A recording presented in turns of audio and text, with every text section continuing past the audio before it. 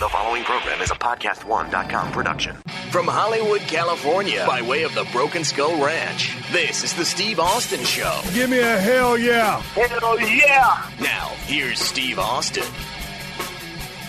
I want to welcome my old good buddy to the Steve Austin Show, Jumpin' Jim Ross. Jim, how are you? I'm good, Steve. Good. Thanks for having me on. What's going on down there in Norman, Oklahoma today? Well, we're just getting ready for the next hailstorm or tornado, whatever Mother Nature brings us, but everything's good. Is the weather bad right now? Oklahoma. Is it stormy weather right now? No. But, you know, wait 15, 20 minutes, and I'm sure it'll change. Well, man, I tell you what, anytime I talk to one of the guys, I always like to ask, you know, kind of the here and now. How you feeling right now? Everything good for you? Yeah, I'm feeling good. I need to get some of those supplements you've been advertising, and that might help me a little bit. But I'm feeling good. I've changed my diet a little bit, and or a lot really. And then I've started going to the gym regularly, which I had never really taken the time to do when I was in the corporate world or when I was younger. For whatever reason, just busy. I thought I was busy. So lifestyle changes, smart. You know, 61, it's about time for me to smarten up a little bit and do a few things right for myself. It's funny when you go down the road, the decisions you make to change your life for the better. Some of the things that I was doing back in the day don't jibe well for a long-term future as a human being walking the face of the earth. Kind of toned down the lifestyle in a lot of different directions. What have you done with your diet? How'd you clean it up? Well, I grilled more, pretty much eliminated fried foods to any degree, cut way back on the booze, very little dairy. Every now and then I'll have a bowl of Cheerios, a little skim milk, so very little dairy. Trying to cut back on the sugar. I don't salt nothing. If it comes with sodium in it, that's what I get. I try to watch the sodium intake. There you go. Just some common sense shit, you know, just without overthinking it, you know, just being smart, quite frankly, and so, you know, fried foods, big country thing, you know, growing up eating fried foods every day, eating a lot of red meat every day, and I don't do neither one of them anymore. Hell, it used to be a half a gallon of milk a day, so that's gone. And then I replaced the happy hours with my buddies at the bar by going to the gym. So I swap booze to the treadmill. I don't get the buzz, but it's better for me. You pushing in the iron over at the gym? Not much. You know, I don't want to. I've been told by a lot of guys. I said, look, just do low weights, a lot of reps. Don't be an idiot. I ain't going to set no records. I ain't going to the old, you know, the AARP Olympics anytime soon. So I'm not lifting a lot, but I do hit the machines. And, you know, I had that colon thing and the abdominal surgery. And so I do a little core training. And the thing I found out about that is that, you know, I'm wearing size smaller pants because I've been doing some ab work, believe it or not. I ain't got no six-pack or a two-pack. I don't either. You ain't alone. But, you know, I never had one, so I've drank plenty of them. But I don't have none of that. So, but it's better. I've just been smarter. I think it's lots of been smarter. You can't lose weight and get healthier if you don't exercise. I can tell you that for sure. That and people that just eat everything under the sun and then go to the gym and think they're going to train it off. Here's one for you. You can never out-train a shitty diet. I mean, if you're eating everything under the sun and you go do this and that at the gym, you got to be at a caloric deficit to actually drop any kind of weight. So that's where a lot of people kind of miss the mark. But I've been over to your house the last couple of years. You've been on that treadmill and doing your thing and watching what you eat. You're on the right track. I'm glad to hear you're feeling good. And I wanted to talk about, Jim, many things with you, and a lot of them are from the world we both come from, the world we both know and love, the business of professional wrestling. But I want to take a little bit of time to talk about you, the human being, because you're not just the voice behind the microphone, the voice of the WWE back in the day, or the voice of the NWA or Mid-South Power Pro, one of the greatest announcers of all time. You're actually a human being. I realize that. You're one of my best friends. You were there when I got my neck cut on. You've been through everything with me from high and low. But let's talk about your days back in Oklahoma. Were you born in Westville? No, I was actually born in Fort Bragg, California. Hold it! You're a Californian? Yeah, that's you a hell son of a a story. gun. My dad graduated from high school in May of 1951, and my mother was a junior. She was getting ready to go into her senior year of high school, and they got this wild hair idea to elope. And I think that the reason they eloped was because my mother was with child, my fat ass. And so or if the math is wrong, I was conceived somewhere on Route 66 in a pickup truck between Oklahoma and Northern California. I'm not sure of the story, but one of the two things are true, and whichever one makes the best country song is what it should be. But so I was born in Fort Bragg, California, where my dad was in the logging business. A bunch of the Rosses left Oklahoma when the Dust Bowl came, and they migrated to various parts of California. So I got a lot of relatives out in your neck of the woods, where you are today anyway. I don't know if I got any relatives in Hollywood, but probably not. But nonetheless, Northern California was where I was born, and Mendocino County. And I've tried to do a little research on Mendocino County. The only thing I've seen on TV that makes it really special a lot of dope. Is they grow a lot of pot there. They do. Pot capital of California. Yeah, so Dad was a logger, and we stayed there until I started to school. Then we moved back to Oklahoma. I went to first to third grade there in a two-room country schoolhouse. Had two teachers. One taught first through the fourth grade. The other one taught the fifth through the eighth grade. Then we got to go to Big Westville High School. So I went to school there until the third grade. Then I went back to California and went to school in Santa Rosa for most of my fourth grade year. So I'm a half-ass Californian, which I don't. I want to touch upon that subject right there. I want to touch upon the fact that you're a half-ass Californian. Out of all the time I've known you, Jim, and it's been for a long time, since early 90s, you never told me you was born in California. You was always the tried and true Oklahoman. Why didn't you bring us to my attention years ago? Well, first of all, out there in California wouldn't claim me, and I was, I'm an Oklahoma guy at heart. Mom and dad and all my family came to Oklahoma before statehood.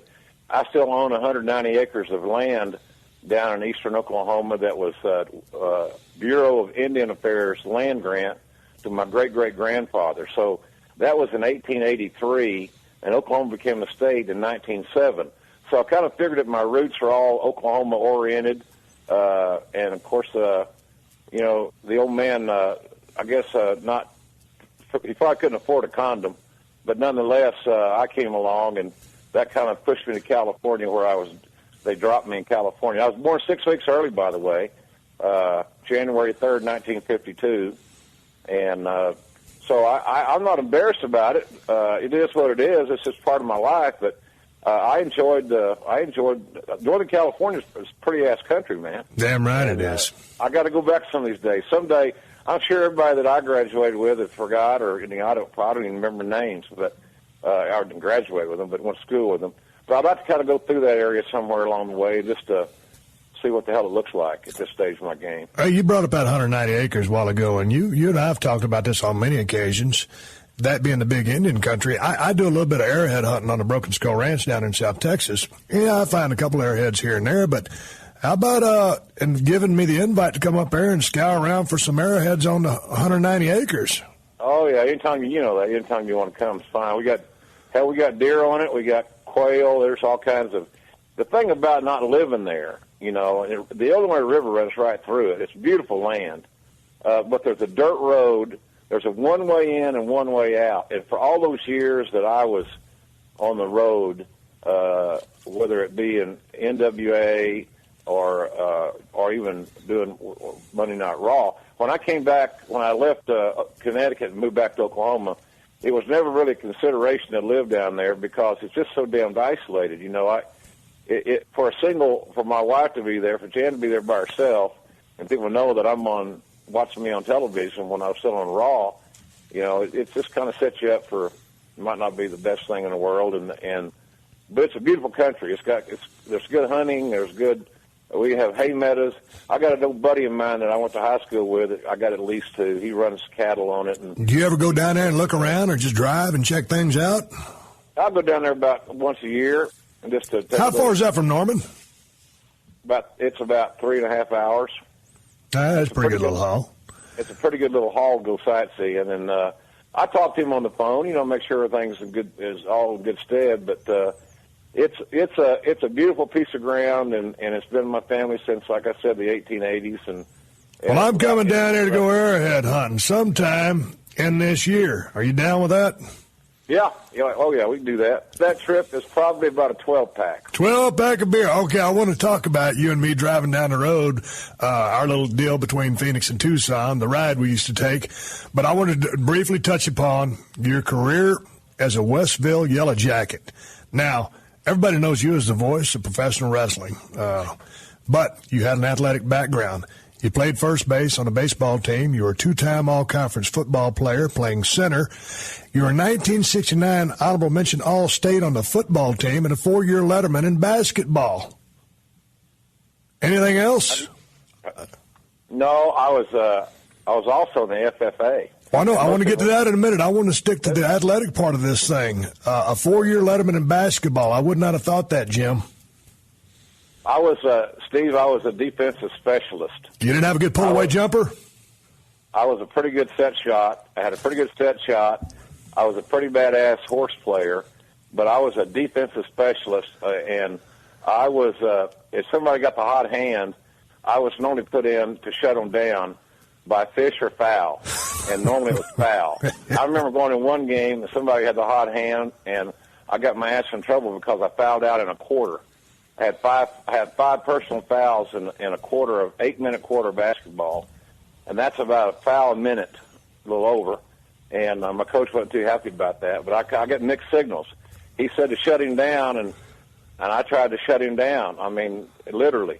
And but I had fun playing. It was good. Here's the deal: I was the only child, so my dad. We lived on a 160-acre farm. I always had chores to do.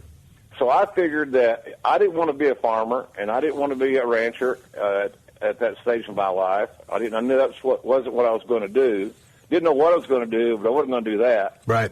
So I figured that all the activities that I could get involved in school, I should do, because it kept me at school or school-related activities rather than cleaning out a fence row or picking up rocks or, watering the dogs and all these other things that we did, and the cattle and everything. So it wasn't that I was lazy; I just wasn't motivated for it. I didn't give a damn about it.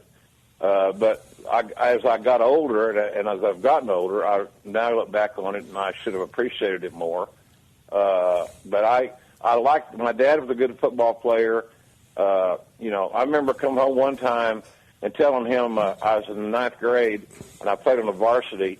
And I was on special teams, and I come home, and he said, well, I got to play. And he said, I got a little problem with you playing varsity football. And I said, oh, here it comes. I'm going to miss. He's going to take me off the team. He said, your damn uniform ain't dirty enough. So I said, all right, well, I'll get more. He said, in other words, he was saying, you're got a little bit of a limber tail. You're right. Not aggressive enough.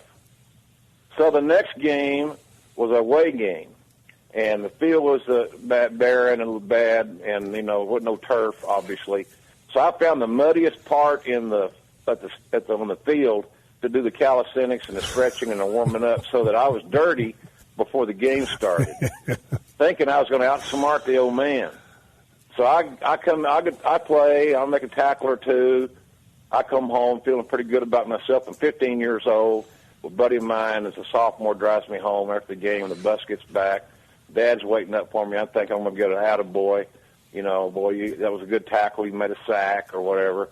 And he said, I saw what you did. I saw you warming up in the damn mud like a pig. So you were dirty. You tried to outsmart me. I said, Dad, you just don't understand the game of football like I understand it. And I'm 15 years old. Now, what do you think about that? He was 6'3", about 275, wore an 18.5, 37-inch shirt, had a size 14 ring. He was a big bastard and a little ornery. So I said, you just don't understand the game like I do. And I'm 15 years old. So he moved the furniture around. We lived in a 4-room concrete block house, and it was a converted dairy barn. So I didn't have any carpets, just concrete floors. He moved the furniture around, and Mom stayed in the kitchen, and so me and him went one-on-one in the living room. End result is I had blood come out of my ear now, E-A-R, ear, busted lips, both top and bottom, because he got them both, and a little shiner. And he just beat the hell out of me. So I go to school on Monday, and the principal calls in the office, and I guess, did you have issues? Did you have a fight or something at school? No, I was going one-on-one with my dad. And nowadays, they put you on Dr. Phil, and they'd have a whole week of shows about getting abused by your father. Oh, hell yeah. Then I go to a football practice, and the coach says, God damn, Ross, what happened to you? Did you get hurt Friday night? Because I was playing on a ninth grade games on the week, and then I was on the varsity games on a Friday. I said, no, I got home Friday night, and my dad thought I needed extra practice, and we went one-on-one in the living room, and I didn't do so good. So he toughened me up, but he was doing it for my own good. Kind of learned responsibility, and I let my mouth all over my ass, quite frankly, and he put me back in my 15-year-old place. The Steve Austin Show. The Steve Austin Show.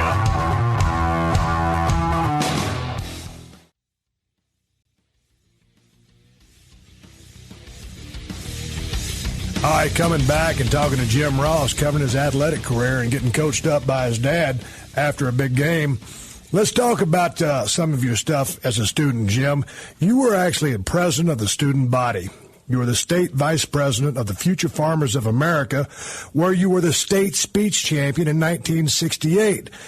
And that's got us, even at a young age, it's pointing you towards being an announcer. Now, since I got this 411 on you, I never did know that. Were you taking speech classes? Were you always interested in speaking? Were you talkative as a kid? Give me some 411 on this.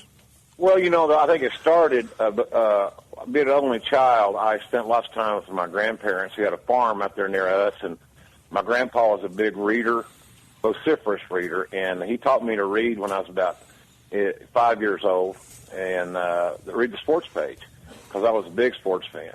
And then when I was in the first or second grade, I got a transistor radio, and the only station I could really get worth a damn was KMOX out of St. Louis, and they covered all the Cardinal games. So I had a little earplug and a little transistor radio, and I'd listen to KMOX. And they had two little boys named Jack Buck and Harry Carey that called their games. And so those are the guys that are kind of like my babysitters. When Mom and Dad both worked, because I was a latchkey kid long before that term even became about. I stayed on a 160-acre farm about 8 miles out of town up a quarter-mile dirt road by myself when I was starting about 8 or 9 years old. I was just, I had chores to do. I had responsibilities. Right. And that radio was with me all the time. I'd listen to this and listen to that. And it seemed like then, Steve, that the AM stations, there weren't many FM stations then, and a lot of the AM stations were talk. And I just listened to guys talk, and I listened to sports, and I think it influenced me a lot in that regard. That's unbelievable. Communication. The communication world kind of intrigued me. So then you see these old yahoos on TV doing the news or the sports, and they weren't sweaty, they weren't dirty, they didn't have sweat rings under their arms, they had nice suits on, they looked like, they ain't a bad gig. That kind of jive with your not wanting to be a farmer type thing, right? Yeah, absolutely. And there's air conditioned, and it was a good thing. So, rolling out of bed at 4 or 5 in the morning before you had to do your chores before the school bus came at 7:45. If the pond was frozen, you took an axe and you cut a hole in the pond so that the livestock could drink. Things like that was the chores that I had. I had all the grunt work. I had every little lousy ass job that there was. The same way when my dad would take me hunting. He'd put me in a tree or in a place that I would be safe, and I have yet to kill a deer with my dad hunting. And hell, he might kill 2 or 3, and we'd have tags for me and tags for him, and I'd tag out, but never pop a cat. Right. That's funny how that happens. Yeah, to kind of quell my desire to get up that early and go freeze your ass off to go hunting because I didn't get any action. You know, so that was kind of that deal. So the broadcasting thing was just, I think, this kind of inbred in me. It felt right. I didn't know, sure as hell didn't know it'd be wrestling. I thought, you know, maybe someday I can do what these guys are doing on television, and I'd hang on every word on a football game on TV or on the radio, and mostly radio, because then before ESPN and Fox and everybody else, it was, you know, you got a game of the week, and it was wherever it was, and you had one NFL game on Sunday, and then the AFL got to come into play, and then it started getting around. That's why I kind of like the Houston Oilers. That's why we did WrestleMania 17 in the Astrodome. It was a big deal to me because I'd watched Earl Campbell run that football with Bum Phillips on the sideline wearing his hat. That was a pretty cool experience for me as an Oklahoma kid, you know? Right. So I think that's kind of where that came in. So those old broadcasters really influenced me. Then a guy named Don Dumpy was probably the most well-known boxing announcer, and he was the play-by-play guy on Friday Night Fights, sponsored by Gillette Super Blue Blades. And for the kids out there listening, that's a razor blade that you shave with. And the only thing we shaved in Oklahoma back in those days was our face. Not our chest, not our back, not our arms. Old school, baby, old school. Damn right. So I'd listen to him. So it's all about storytelling and immersing yourself into whatever genre it was. So that was going to be kind of my what I thought I might want to do at some point. But, you know, the farthest thing from my mind was I want to grow up and be a wrestling announcer. But then you ended up in college. You ended up in college, and what were you going to major in there at Oklahoma? Well, I majored in, I thought I was going to be a teacher. I thought I would like to be a college professor and maybe do a little coaching. But I was taking speech, and I was taking broadcast journalism, and I had a PE minor. The PE minor just because it was easy. And but then I found out it wasn't so easy because I had to take kinesiology and human anatomy. And but the pieces like keep that. falling into place from listening to that radio to taking the speech classes and taking the radio television stuff. You're kind of forming a pattern here. I read there in the Wikipedia you announced your first football game on the sidelines. Yeah, you know, the little radio station, I went to school at Northeastern State in Tahlequah. It was an NAIA school at that time. And just got, right place, right time. They needed somebody. I got paid $15 for broadcast a college game. And I was doing Northeastern. They were called the Redmen then, named after the Cherokee heritage. Of course, that's not politically correct nowadays. Now they're the Riverhawks. Because Northeastern State Redmond is, of course, the politicians got involved in that deal. Politically incorrect. Yeah, well, they say it is. I still think of them as the Redmen, and I look at it as a source of pride. I'm the same way on that. But, so while this is going on, the whole time, are you watching the business of professional wrestling? Oh, yeah. That started when I was about probably 8 or 10 years old. Again, with Mom and Dad working 6 days a week, I had command of the television until they got home, and then television, the wrestling out of Tulsa in the territory came on at 4:00 in the afternoon, so I was in the all clear.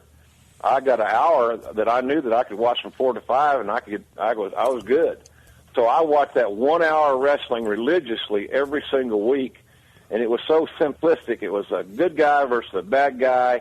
You knew exactly why they were fighting. You knew exactly what they were mad at each other about. You knew the titles meant something. And it was so episodically produced that one week would lead to another week because they're promoting the live events in those towns. And this is Bill Watts, correct? That was actually even before Bill. Before Bill. Yeah. Well, who was the promoter then? Leroy McGurk was. Leroy McGurk. God dang it, I've screwed that up. Gotcha. Go ahead. So Bill ended up buying in and became a partner to McGurk. But at that time, McGurk's territory was junior heavyweights, and the big star was Danny Hodge. He was the NWA junior heavyweight champion. Was a traveling champion. Didn't travel as much as the Funks and the Briscoes and the Kaninskis and Fez and all those guys, but he still traveled a lot. But he would work the dates in the territory, and he was the big star there. but it was a junior heavyweight territory. So they're really, upon occasion, you get a guy that was over 220. But if he wasn't under 220, you couldn't compete for the title. And the title was a big thing in that territory unless you had a hot personal issue. And there was some of them. The best tag team rivalry I ever saw in my life to this very day was the Kentuckians versus the Assassins. And that was Grizzly Smith, who's Jake Roberts' dad, and Tom Ernesto. They were the Masked Assassins. They took their name after Kennedy got assassinated in Dallas. You know, imagine that. Right. Wrestling taking a name off of a tragedy. And then they wrestled, the Assassins wrestled the Kentuckians. And obviously neither one of Grizzly Smith or Luke Brown were from Kentucky, but it told a good story. They looked like Kentuckians with a big full beard and great big guys. You know, Grizzly was 6'10", right, 300 plus. So they weren't in the junior heavyweight conversation, but they had one hell of a personal issue in the territory, to the point that they Jody Hamilton, who was one of the Assassins, was telling me this angle, and I remember seeing it when I was 10 or 12 years old. He hard-weighed Grizzly in the studio at Oklahoma City where they were taping TV, and laid him open. He filleted his ass, and he was bleeding like crazy. And they did a post-game interview, post-match interview, and the announcer was so scared he thought it was fake, and he reached up to see if it was real, and it was a gaping wound. And the TV station, I know, got in some hot water because it was so violent it scared children. And I told my dad about it, and he said, hell, son, that's show business. He said, there's not a grown man alive that can let me stand in the corner on the second row and hit them 10 times and then not draw blood or black their eye. There's not a man alive that can endure that. So I said, okay. So I didn't want to believe him, but I didn't believe him. I wanted. They suspended my disbelief, and I liked it that way. So I watched wrestling since I was in grade school and developed a love for it, even to the point of where when TBS came on cable, I'd drive 30 miles to Tahlequah to see my cousin when I was 16 to watch TBS on cable because we didn't have cable out in the country. Who were some of the big stars in the ring at that time? On cable back in those days, oh, God, they had, TBS was a melting pot because they had that national cable overlay. So they brought in everybody that was anybody. I mean, it was Bill Watts was one of the guys was on that show a lot. He was booking the territory. He'd left. He'd been partners with McGurk, and then he'd left, and they come back. They broke up more than, they had more breakups than Lindsay Lohan's had rehabs. They were always pissing on each other and having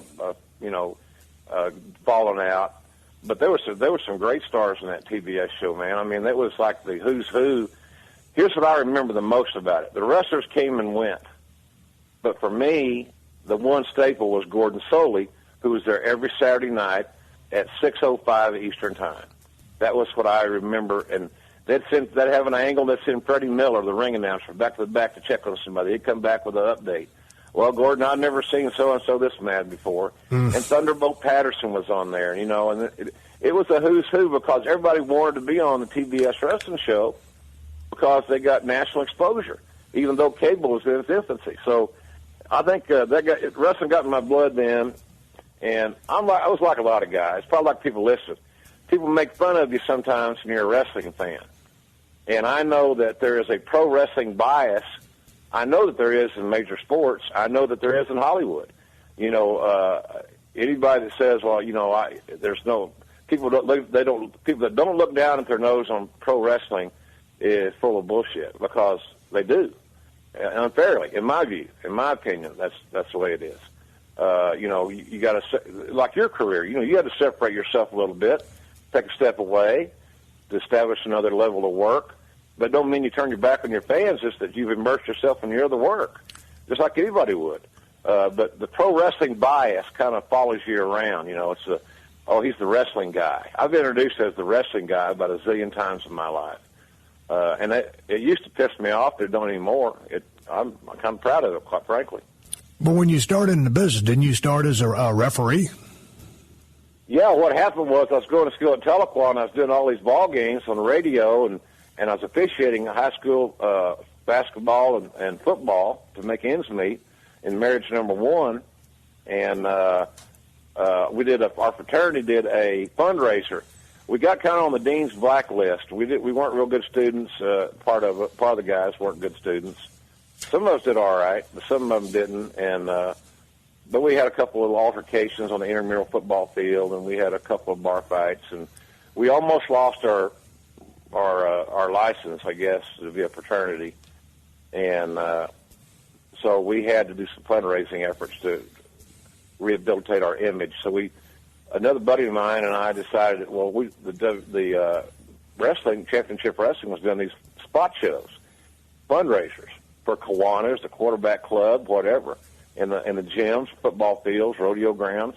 So we went up to Tulsa and talked to McGurk and Watts after a Monday night show, and I never forget, Watts had a match that night with, I think it was Dory Jr., and Watts got bloody as heck, and they stopped the match due to too much blood. And so we're waiting on him in the office, and he comes in all bandaged up, and Leroy McGurk was blind, and he knew what the finish was going to be. And he said, "I heard you had a little rough night tonight." He said, "Yeah, Leroy, I got butterflied it pretty good. I'm going to go to the hospital and get some stitches," because he was talking to two fans. Right. He's not going to let us in on nothing. And so we talked about doing a date at the Northeastern State Fieldhouse, and I laid out what we'd do promotionally, and he thought that was pretty clever for a young punk kid. And so we did that, sold out, did well. Then did a second one, did well. The first one he booked Hodge on top, and then it sold out. Then he booked himself on top in the second one, and it sold out. So he said, "Kids, if you ever need a job when you get out of college, give me a call." I said, "I might have something for you." So that's kind of that started. And then my first job was $125 a week, all in, no benefits. And I was the driver for the blind promoter. I bought whiskey and cigars. El Producto Presidents is what he smoked. He drank Jim Beam whiskey. He could tell the smell. If I got a different brand, he could tell by the smell of the whiskey what it was. So I had to be exact. He always gave me big bills to go pay for it, and I always gave him the exact change back because I figured it was a setup. Because I easily could have pocketed that, an extra 20, and he'd give me 100. I never did take a dime, which was a good lesson too. Don't steal. And then I started putting the ring up to make a few extra dollars. Then because I was big enough, Bill said, "Let's teach you to referee." So I started refereeing to make some extra money. So I think, I got off the weekly and went on nightly as a referee. And for the first year, the most I ever made was $40 in a night. And that you pay your own gas. You know how it was, Steve. You paid your own hotel. You got your own food. But I was traveling with Skandar Akbar and Danny Hodge because they were partners, and both of them were rather thrifty. So I drove, they rode, and I got mileage, which was 2 cents a mile at the time. So if you drove 200 miles, you made $4. And you made $4 from both guys, so I'd make $8. Well, hell, if you're making $8 from those guys, you're making 40.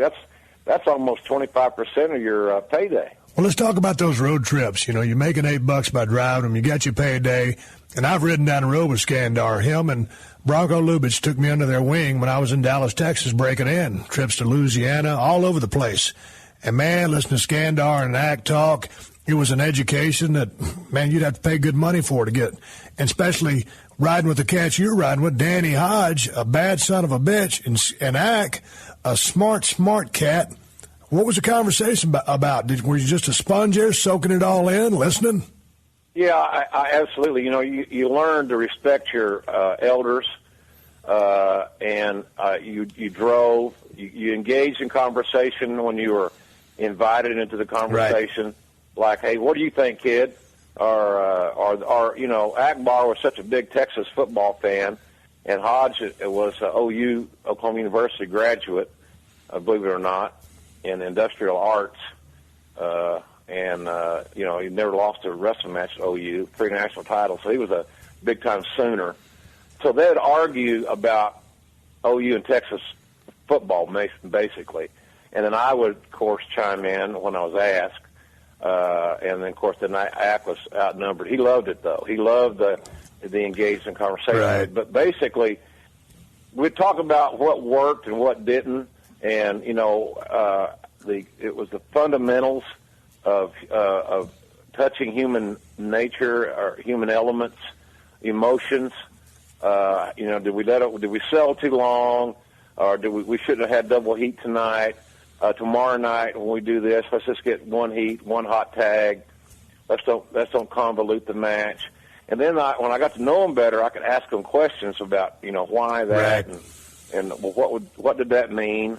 And they were patient enough to tell me. Now I rode with some other guys that were real pricks that didn't want to tell you nothing. They were unsocial, unsanitary pieces of trash. But because they paid me 2 cents a mile and I needed the money, they kind of got a ride by default, and that's how you made ends meet. But I also learned a lot of things from those guys of what not to do and the shortcuts not to take. So it was good. It was a good education. It's one of the big things, Steve, that the guys nowadays miss. The young guys that are green don't get to ride on those car trips with the veterans who are experienced, who can mentor them. I'm a big believer that one of the biggest ills of the territories going away is the fact that the young guys don't have the mentors that they had back in the day when they were riding with these top hands who are more than willing, a lot of them more than willing to coach the other kids up. And that don't happen nowadays. Well, man, that was a big part of me in Dallas. There were some great workers down there, guys that didn't get real big breaks, but as far as being workers in the ring and good psychologists, there was a bunch of them. Gorgeous Gary Young, I'd ask him a million questions. Matt Bourne, Billy Travis, Jimmy Jack Funk, Chris Adams. It was always someone in my ear. And, after that match, man, that's the time to ask all the questions. And, going to Tennessee and getting my ass eaten out by Dutch Mantell and telling me to watch every single match. That is a vital part of the learning process. You can only learn so much in wrestling school. You have to go out there and do it, screw it up a few times, have the bottom drop out, put it back together, and listen to what everybody else is doing and watching the matches. So you're getting all this education. You're riding down with Danny Hodge and Ack. You're getting the 411. You're refereeing. How does this turn into an announcing job for you? Well, I was doing the refereeing thing, and in those days, Watts was producing his TV show for the territory in Shreveport at the ABC affiliate in their studio, KTDS. Is in Shreveport, and every other Wednesday we'd go in there and do 2 one-hour shows. And then the TV station, it was live to tape, and they'd do the editing and add the bumpers and all that stuff. And then every Wednesday we'd do the inserts. In other words, sometimes you go to commercial break and you would go to regular commercials like you see today.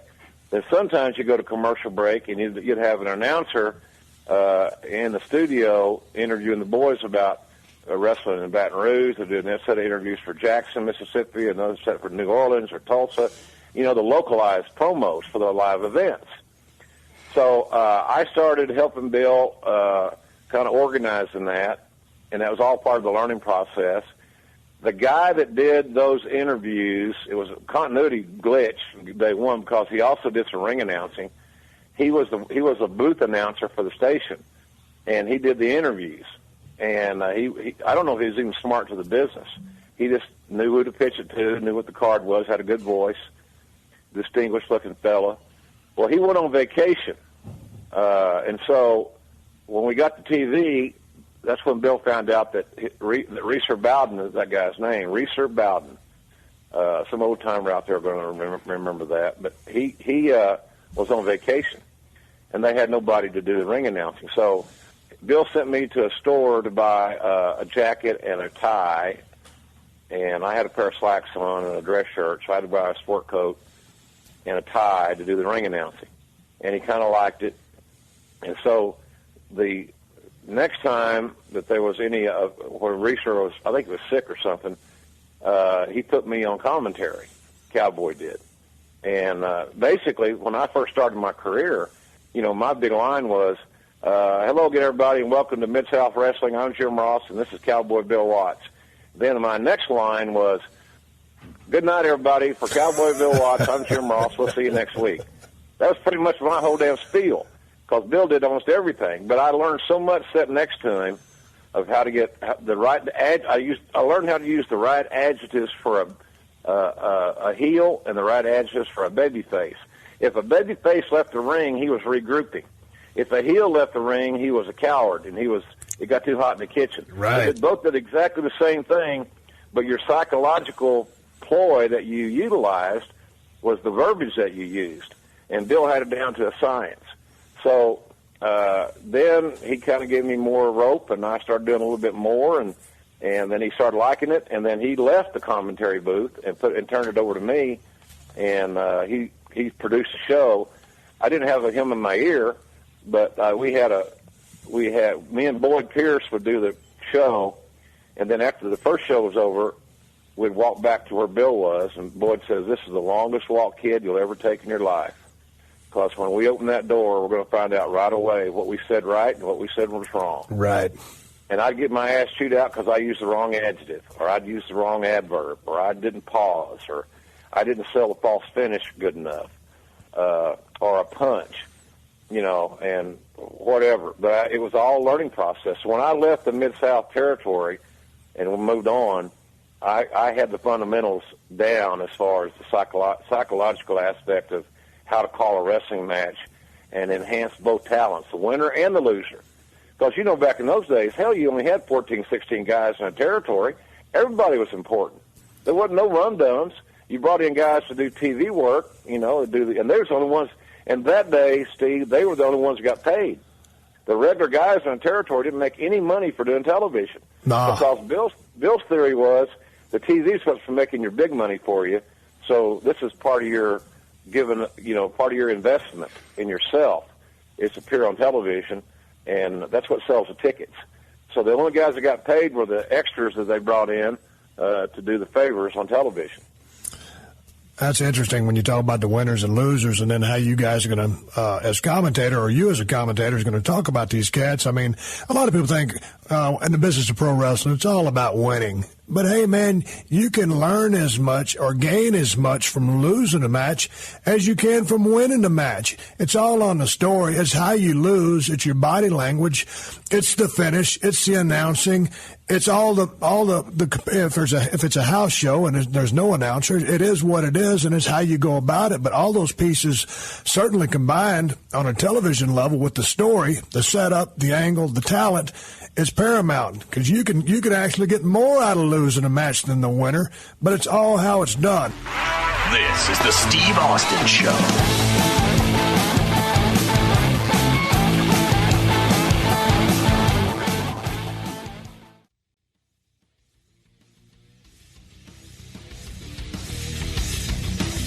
All right, I'm sitting here talking about Jim Ross and getting into the business of professional wrestling, starting off as a referee, then turning into one of the greatest announcers of all time. Jim is getting a lot of 411 from Bill Watts, but I've also read that when you consider your influences, you consider Bill Watts and Gordon Soley the two main ones. Is this correct?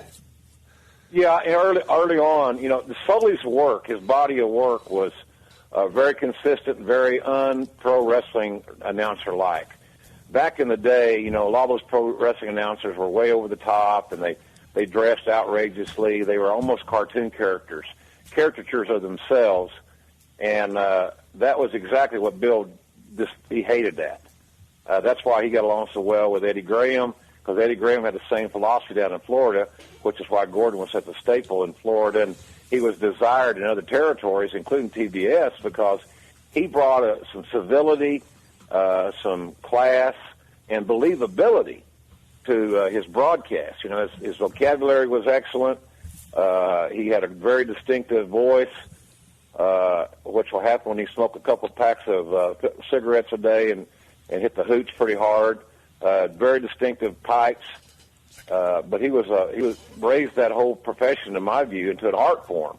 And that was kind of my role model from the announcing wrestling side. Back when I was talking about, Harry Carey and Jack Buck, who had great success in Major League Baseball and NFL and all that stuff. Those guys are Hall of Fame broadcasters in mainline sports. They were big-time influences. Don Dumpy in boxing. He's in the Boxing Hall of Fame. All those guys had a hand in it. But as far as learning the psychology of the business, you know, when McGurk was, as I mentioned earlier, Steve, McGurk was totally blind. He was a great hand in his day. He was an NCAA champion in college, Oklahoma State, which one reason him and Bill didn't get along because Bill was an Oklahoma guy. That Bedlam thing, you know, they were always bitching about each other about that, and sometimes the rib got too far and they'd fall out. But nonetheless, I took notes for Leroy in booking meetings, so I'd write stuff down. So then when I drive Leroy home, he'd say, now what do we talk about doing for Little Rock next week or in 2 weeks, or what are we going to build? What was that deal we're going to do with Hodge or whatever? And I'd recite the angle back to him. So, or the storyline. Oh, yeah, don't forget now, on that next TV, I want him to do an interview and talk about such and such. And I'd write that down in my little notebook. So that was like going to class. So I was lucky that Leroy was unlucky he lost his sight in 1951, but I was lucky that he didn't have sight because I was a note taker. How did he lose his sight? He lost one eye when he was as about a 9 or 10-year-old in some kind of childhood accident or something, and then he lost the other one. There's a lot of stories about that, but the one that is the most believable is that he lost it. They had a car. They rear-ended somebody. He always wore sunglasses to protect the good eye, and when they hit the car, he was dozed off, and his face went forward at the dashboard. It broke his sunglasses, and a piece of glass stuck in his eye. He pulled it out of his eye, but instead of going right away to the doctor, he thought he'd clear up, which was obviously ill-fated, and he lost complete sight in his eye when he was the NWA junior heavyweight champion. And the promoter in Tulsa made him a partner because he was his top star, and he was a sharp guy. He was really bright. You know, he was a journalism guy. He wrote all the publicity stories, even as a blind guy, which I inherited that job. And I started writing all the publicity stories because back in the day, if you ran a town every week, the sports page would run a story about your show coming to town as long as you wrote it. So I'd write those stories, and I'd run back to them, and he'd edit it, you know, and I learned a lot from that. So all that was all learning, all going to school. But Bill is the one that really raised it to an art form because when he was on, he was on.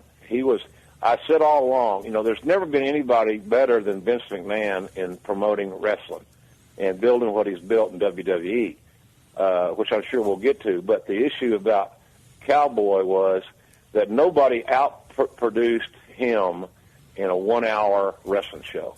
I thought he did the best job of doing a 1-hour show because his big deal was he wanted the heels to have unmitigated heat. He wanted you to almost have to fight your way to the ring and back. And some heels aren't cut out for it, and they didn't last long. The heels that got made money for Bill Watts were guys that were damn sure fearless and didn't have any issues with nailing a fan who got a little rowdy and stepped out of bounds. They didn't go in the crowd to fight. They're not stupid. But if somebody got in the ring or they got inside the barricades or they come into the aisleway, they were fair game. And heels that have heat, and then baby faces that are over. We're on to some ingredients that equal money at the cash register. We're running out of time on this Steve Austin show, but we're going to pick it up next week. This has been a PodcastOne production. Download new episodes of The Steve Austin Show every Tuesday at PodcastOne.com. That's PodcastOne.com.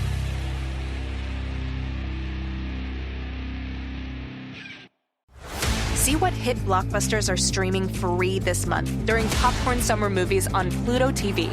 Watch Django Unchained or Transformers Dark of the Moon for an action-packed evening, or The Truman Show and School of Rock for a good laugh with the whole family. Plus, Pluto TV has thousands of other free movies available on live and on demand. Download Pluto TV on all your favorite devices for free and start streaming now. This is Below Deck's Captain Lee. Listen to my new podcast, Salty, with Captain Lee. Don't you mean our podcast? Yeah, I guess I do. Anyhow, listen to Salty with Captain Lee, co-hosted by my assistant, Sam. And we will be talking about the latest pop culture news and all the gossip every week. So does this mean we have to talk by ourselves, about ourselves, or can we at least have some guests on? I don't know, I find myself pretty interesting, but yeah, we can have some guests on, some of our reality TV friends, and some stars. Works for me. Listen to Salty now on Apple Podcasts, Spotify, or wherever you get your podcasts. Yo, what's good? It's your boy, Big Brother Jake, a.k.a. Jake Warner. My government name. Check it out. I host a show called the Big Brother Jake Podcast, and I've taken my talents to the biggest and baddest platform on the planet. That's right, baby. PodcastOne. My show is unique as I talk about everything. Life, sports, entertainment, being a single dad juggling several jobs. I'm a hot mess, but it's damn entertaining. Subscribe and review now on Apple Podcasts and listen on PodcastOne or wherever you get your podcasts.